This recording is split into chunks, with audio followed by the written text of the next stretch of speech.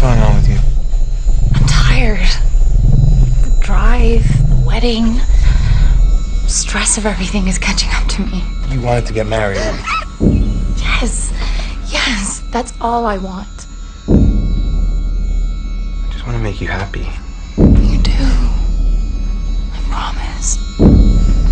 Hello? You ever killed anything? Have you?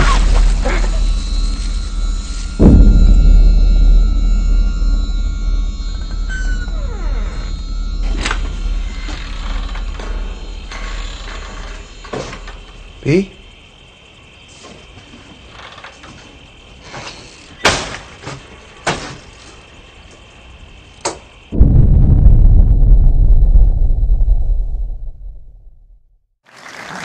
guys, I just wanted to bring up, we have some cast and crew here, so I want them to join me. First of all, Harry Treadaway plays Paul. My writing partner is Phil Rosley. My two producers, Patrick Baker and Esme Miller. Come on, guys, come on. Kyle Cleese, my VP. Courtney Arthur, my costume designer. Scott Cuzio, my set deck. Fletcher Chansey, my set dresser, and Zoe Smith, my prop master. Please come up, everyone. Who's Harry?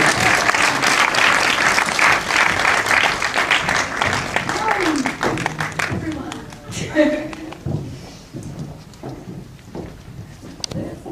Alright, so welcome everyone. Before I start the Q&A, before we open it up to audience questions, I just wanted to have everyone sort of quickly introduce themselves.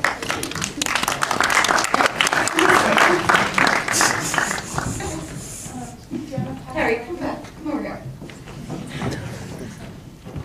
Hello. So do you want to Yeah, I'll just pass it down. quickly just say what their role is? Harry Treadaway, Paul. Patrick Baker, producer. Esme Howard, producer. Phil Graciade, writer. Sorry, I lost my voice. Courtney Arthur, costume designer. Kyle Plitch, DP. Scott, the decorator. Fletcher on set dresser. Zoe, prop master.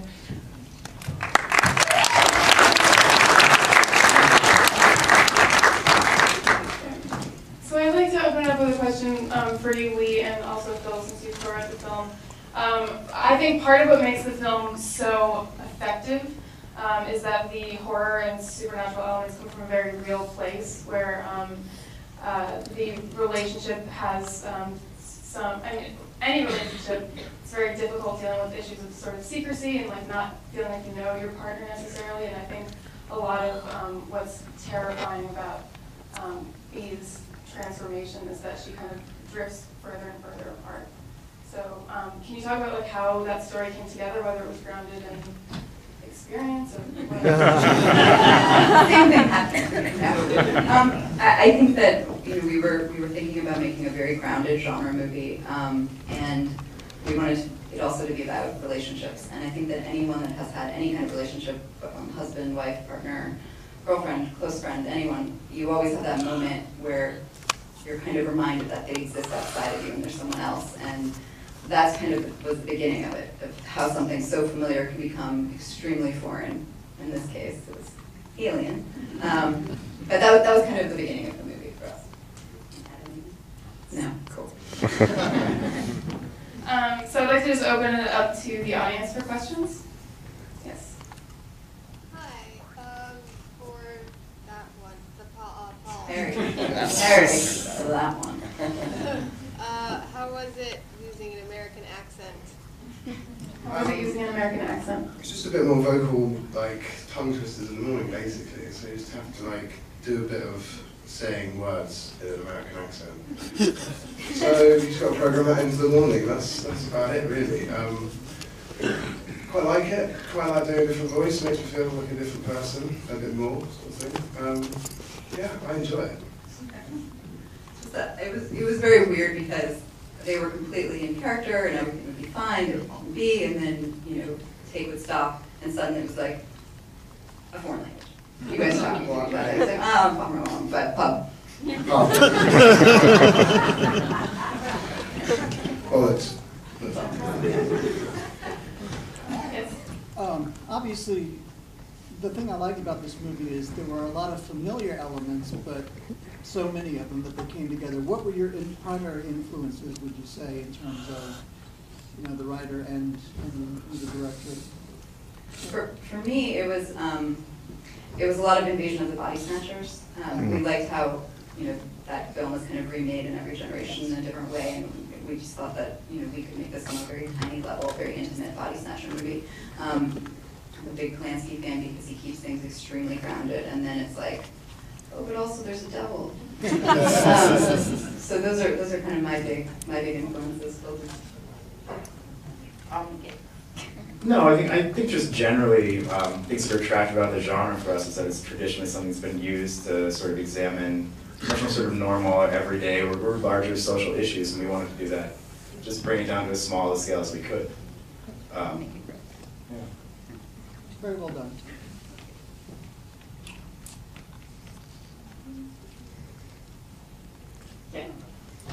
How did you decide what animals to use? Was it all opportunistic, or did you plan them out ahead of time? I saw moths. I remember moths. Did you decide which animals to use?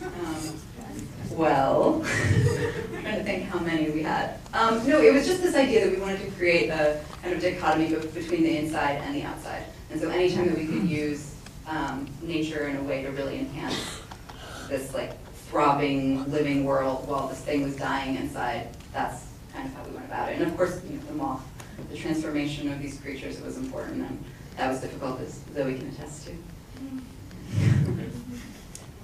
And this was your debut feature, so can you talk about kind of what some of the challenges were and like what really made you take this project off the ground and just start getting it on? Sure. I mean, Phil and I started writing the script. We knew that we wanted this to actually be a movie, and we didn't know what size it was going to be, so a lot of the things that we thought about when we were writing was just keeping it contained, limited cast, limited locations, so we could really exploit whatever size budget we may have. And then, you know, I think Patrick Nussbaum can probably speak to some of the challenges we had too. We didn't have a lot of time. We had weather, a lot of weather. So that was kind of, you know, the biggest thing was just realizing that we had limited time and money. Add anything to that? Sure, you're always basically strapped for cash when you're making an independent film, and every second really truly counts. So everyone is constantly up against great amount of pressure to make a day and to get what you need. And so you're asking people, crew, cast, to work beyond what one could imagine just to get it done. And this crew and this team here was just incredible. They worked through torrential downstorms every day to make the film come to life, and we just, you know, somehow got it done. Yeah, and I think, you know, on that point, it's like Harry and Rose were essentially carrying the film themselves, and they were always on. They were incredibly prepared. There was no time to kind of mess around, and our crew was just so great, and we were all kind of in it. We knew what we were doing. We knew we had a certain amount of time. And Yes. Yep. So I know the film was just purchased by Magnolia, so what are the next steps? Wow. So that's right. We screened the film at South by Southwest about a month ago, and we are very fortunate to have new partners in Magnolia Pictures.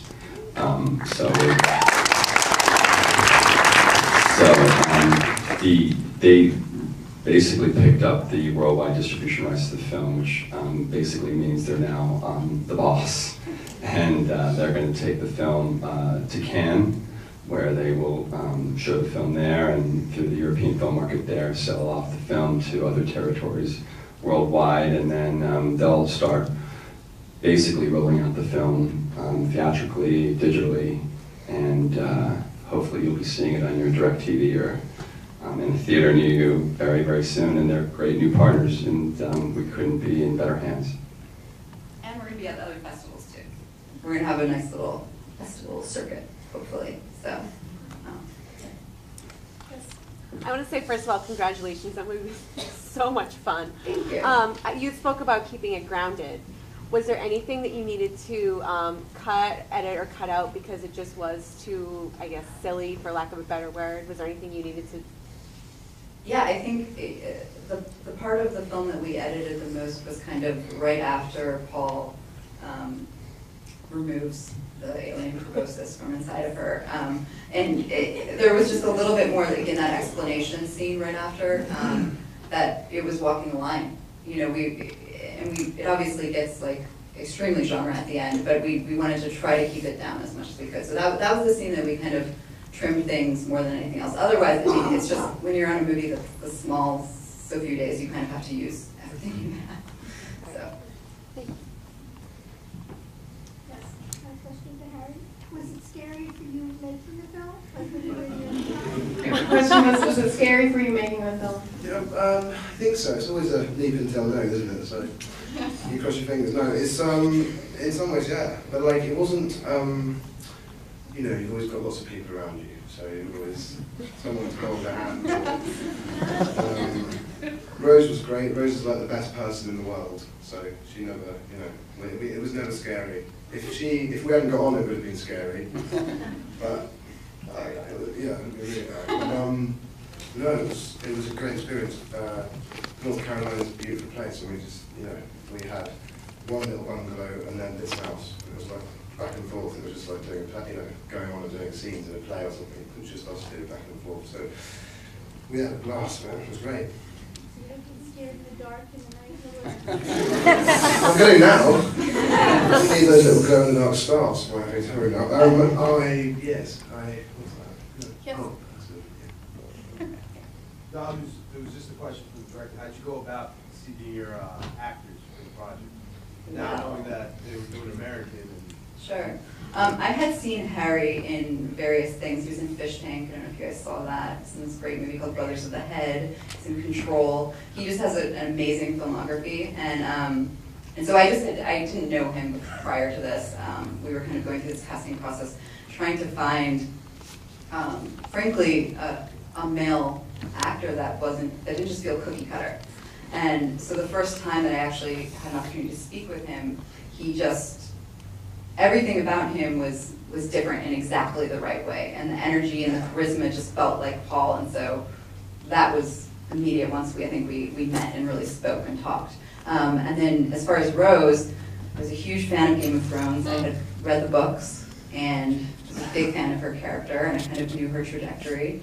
And that's kind of how I approached her. What about Will? Will? Will? Hello. No, actually, you know, it's funny. Will and Annie we were originally going to just look at locals, just because of the constraints of budget. And Will's based in LA, and I saw a tape, and I just felt that he was a very good balance with Paul's character. And I think he's awesome, and that scene is, you know, is one scene, and I think that it's so pivotal for the rest of the movie, so I was extremely happy with him. You mentioned that it was small. Like, how quick was the shoot, and how small was the production? I mean, listen, I'm exaggerating. I feel like it was 24 days, okay. Which is pretty cushy as far as an indie movie goes.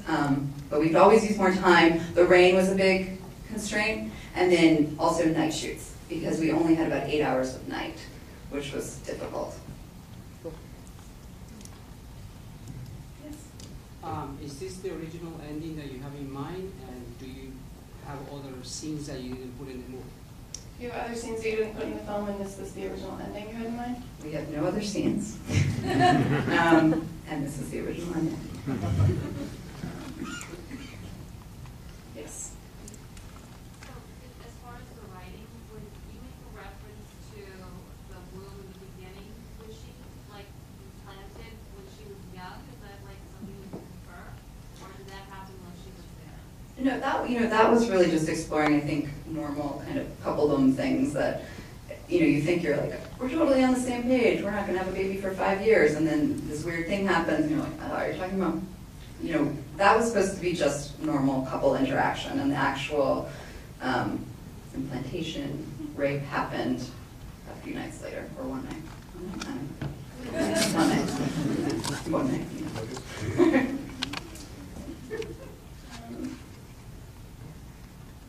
So I was actually maybe could ask a little bit about like the look and feel of the film, since we have the DP and costume designer here. It really sort of takes a turn from this very happy, positive, bucolic sort of setting into a much darker film. So can you talk a little bit about that? Like how you made your decisions on... Yeah, I mean, we talked a lot beforehand. I got out there early, so we were able to see all the locations. Our references, Polanski, another was probably Marcy as far as tone. So just like me in general, I like to keep things as natural as possible. And so it kind of, I think, adds to the horror of it. You know, it's like if something happens like in everyday setting, you don't have shafts of moonlight and fog. If you really want to stay away from that, just kind of root the natural as much as possible. So. And Hanukkah too, especially the tie-up scene.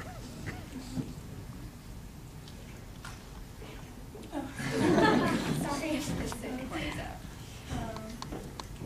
We have time for a couple more questions.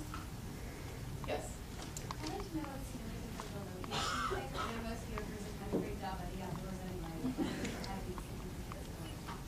What's the significance of the location? And a lot of New Yorkers are freaked out by the outdoors. We are now. I think, you know, so I mentioned before, Phil and I went to NYU.